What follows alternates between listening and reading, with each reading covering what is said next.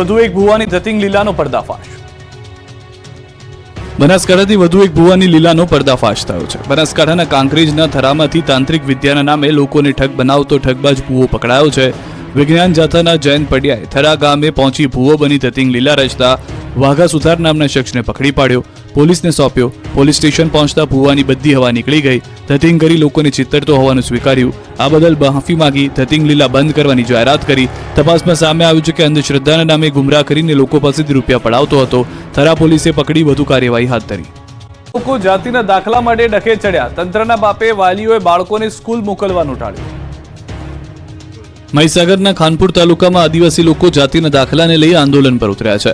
જાતિનો દાખલો ન મળતા આદિવાસીઓ પોતાના બાળકોને અભ્યાસ કરવા માટે શાળાએ નથી મોકલી રહ્યા, જેના કારણે ગામની શાળાના રૂમ ખાલીખમ અને રૂમમાં માત્ર શિક્ષક જોવા મળ્યા તો કેટલીક શાળામાં માત્ર 2 જ વિદ્યાર્થી દેખાયા. 24 દિવસ થયા હોવા છતાં પણ આદિવાસી લોકો પોતાના બાળકોને અભ્યાસ અર્થે શાળાએ નથી મોકલી રહ્યા. વાલીઓ પોતાની વાત પર અડગ રહી કેટલીય શાળાઓમાં બાળકોની હાજરી 0 જોવા મળી રહી છે. ખાનપુર તાલુકાની 128 પ્રાથમિક શાળાઓમાં અંદાજિત 12,000થી વધુ બાળકો અભ્યાસ કરી રહ્યા છે, ત્યારે દાખલાને લઈ છેલ્લા 24 દિવસથી 10,000થી વધુ બાળકો ગેરહાજર છે, જેને લઈ આંદોલન દિવસ અને દિવસ આગળ વધી રહ્યું છે. ભૂલકાઓનું ભણતર બગડી રહ્યું છે, પરંતુ તંત્રના પેટનું પાણી નથી હલતું. બીજી તરફ ખાનપુર તાલુકાના વાલીઓ દ્વારા શાળા એસએમસીના સભ્યપદેથી રાજીનામું આપ્યું છે. લગભગ ખાનપુર તાલુકાની 10થી વધારે પ્રાથમિક શાળાના એસએમસીના અધ્યક્ષ સહિત સભ્યો દ્વારા રાજીનામું આપતા ફરી એક વખત જાતિના દાખલાને લઈને વિરોધનો વંટોળ ઉગ્ર બન્યો છે. બાળકોને જ્યાં સુધી દાખલા નહીં મળે ત્યાં સુધી આંદોલન ચાલુ રહેશે તેવી પણ ચીમકી ઉચ્ચારી છે. ચાઇનીઝ દોરી અને તુક્કલ વેચતા લોકો પર તવાઈ. ઉત્તરાયણ પૂર્વે પ્રતિબંધિત ચાઇનીઝ દોરીના કાળા કારોબાર પર પોલીસે તવાઈ બોલાવી. સુરેન્દ્રનગરની દસાડા પોલીસે પ્રતિબંધિત ચાઇનીઝ દોરીના જથ્થા સાથે એક શખ્સને ઝડપ્યો. પોલીસે બાતમીના આધારે વોચ ગોઠવી ચાઇનીઝ દોરીના 48,000 રૂપિયાના 480 નંગ ટેલર અને કાર સહિત કુલ રૂપિયા 1,98,000નો મુદ્દામાલ કબજે કરી કાર્યવાહી કરી. દસાડા હાઈવે પરથી કાર ચાલક દશરથભાઈ રાવળવાળાને ઝડપી પાડી કાયદેસરની કાર્યવાહી હાથ ધરી.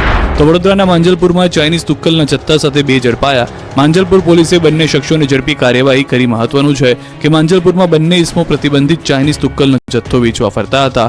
પોલીસે 90,000ના મુદ્દામાલ સાથે કેવુર પટિયાર અને આશીષ પંચાલની ધરપકડ કરી. પ્રતિબંધિત ચાઇનીઝ તુક્કલનો જથ્થો અમદાવાદના વિપિન નામના ઈસમે મોકલ્યો હતો. પોલીસે ચાઇનીઝ તુક્કલનો જથ્થો મોકલનાર વિપિનને વોન્ટેડ જાહેર કર્યો છે. અમદાવાદમાં ફ્લાવર શોની ટિકિટના દર નક્કી કરાયા. ફ્લાવર શો પ્રવેશ ટિકિટના દર ફ્લાવર શો શનિ અને રવિવારે 100 રૂપિયા ચૂકવવા પડશે. સોમવારથી શુક્રવાર 75 રૂપિયા નક્કી કરાયા. 2024માં સોમવારથી શુક્રવાર 50 રૂપિયા ટિકિટ હતી. શનિવાર અને રવિવાર 75 રૂપિયા હતા. જે આગામી 1 જાન્યુઆરી 2025ના રોજ થશે ફ્લાવર શો શરૂ. રાજ્યના મુખ્યમંત્રી ભૂપેન્દ્ર પટેલ ફ્લાવર શો ખુલ્લો મૂકશે. અંદાજિત 15 કરોડના ખર્ચે ફ્લાવર શો 2025માં યોજાશે. સવારે 8 થી 9, રાત્રે 10 થી 11 પ્રાઇમ સ્લોટ રખાશે. આ વ્યક્તિ માટે ટિકિટ 500 રૂપિયા રાખવામાં આવ્યા છે. હવે ફ્લાવર શોની ખુશ્બુ લેવી મોંઘી પડશે.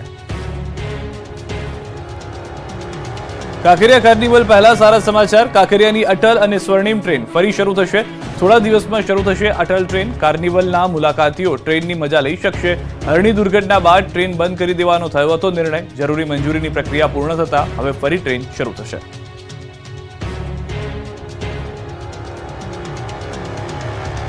અમદાવાદના સીટીએમ પાસે એસ્ટેટ વિભાગે દુકાનના દબાણો દૂર કર્યા. 2 જેસીબી અને દબાણોની ગાડીઓ તેમજ ફાયર વિભાગની ટીમને સાથે રાખીને ડાબી સાઈડના વળાંક પરની પાક્કી દુકાનો દૂર કરી. જો કે દુકાનદારો પૈકી અમુક દુકાનદારોની હાઈકોર્ટમાં રીટ પિટિશન ચાલતી હોય તેમાં ચુકાદો હજુ આવ્યો નથી અને તંત્ર બુલડોઝર ફેરવી દેવાતા દુકાનદારોમાં રોષ ફેલાયો.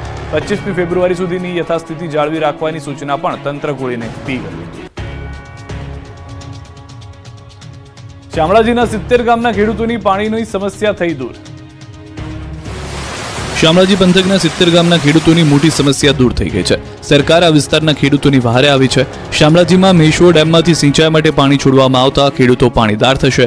રવિ સિઝનને લઈને પિયત માટે પાણી છોડાતા ખેતરો લીલાછમ લહેરાશે.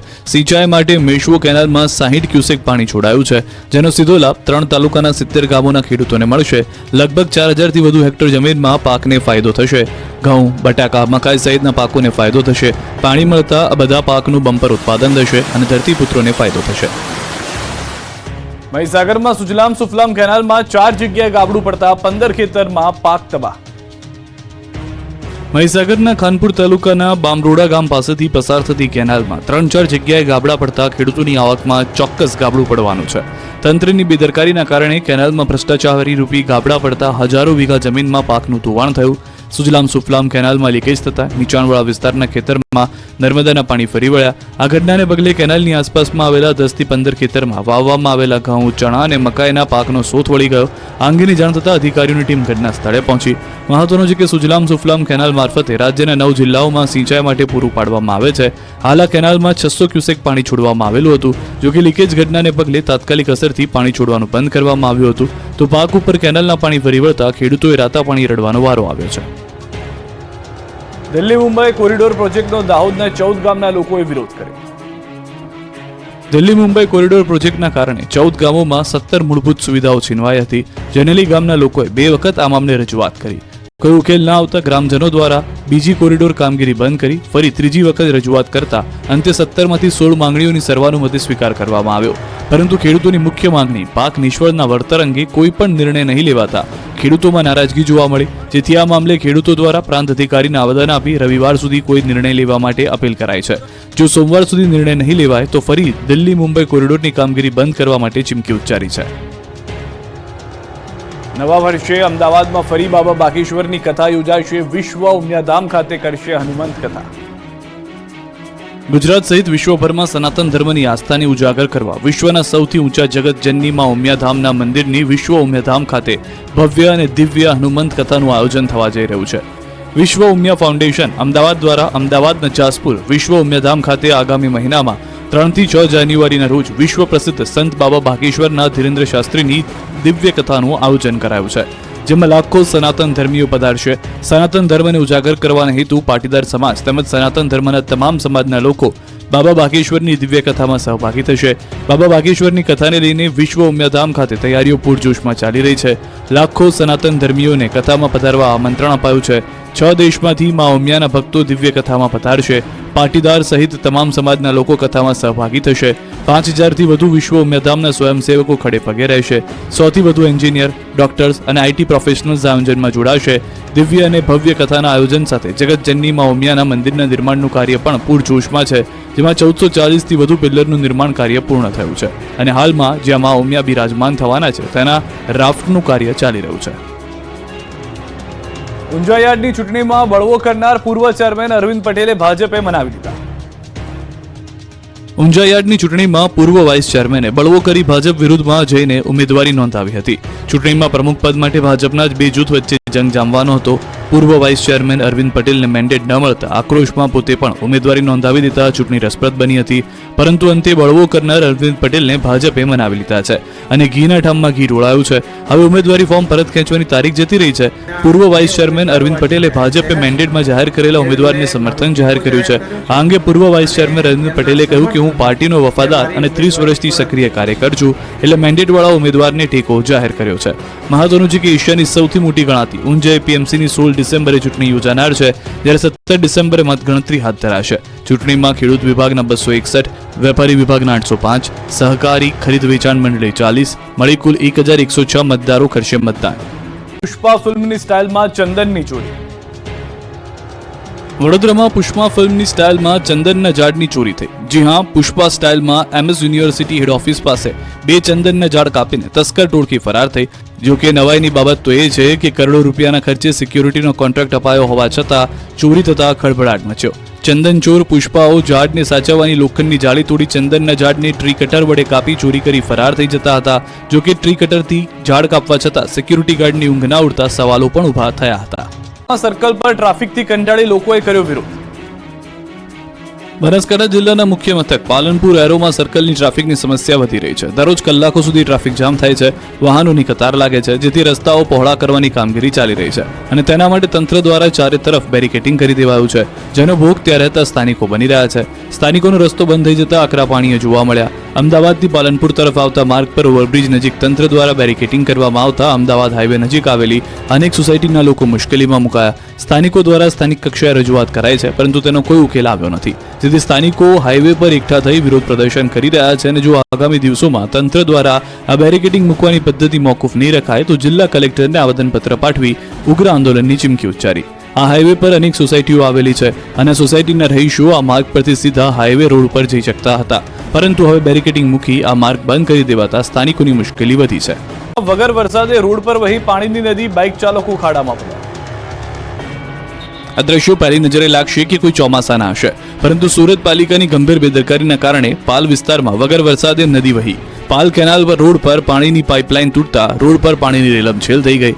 રોડ પર જાણે નદી વહેતી હોય તે પાણીનો ધસમસતો પ્રવાહ જોવા મળ્યો. આ સ્થિતિ 2 દિવસથી છે, છતાં તંત્રના પેટનું પાણી હલતું નથી. તૂટેલી પાણીની લાઇનના ખાડામાં વાહન ચાલકો ખાબકતા બચ્યા બાદ બેરિકેડ મૂક્યા.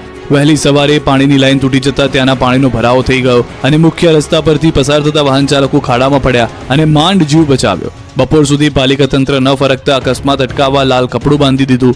રોડ પર પાણીની નદી વહેતા સવારમાં કામ ધંધે જતા લોકો ફસાયા. પાણીમાંથી પસાર થવું પડ્યું હતું. આ અંગેની ફરિયાદ કરવા છતાં મનપા કર્મચારી કે અધિકારી આવ્યા નથી. કુકર ફાટતા મચી અફરાતફરી, 2 ને ઈજા.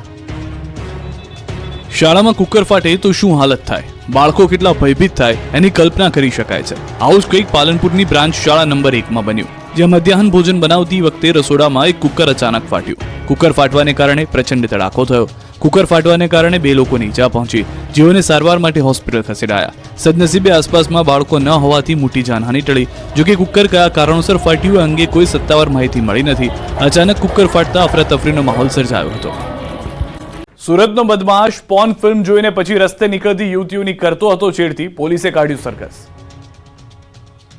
સુરત ઉધના વિસ્તારમાં 2 કિશોરી તથા યુવતીઓની સરાજાહેર છેડતી કરનારા બદમાશને 24 કલાકમાં પોલીસે પકડી પાડ્યો.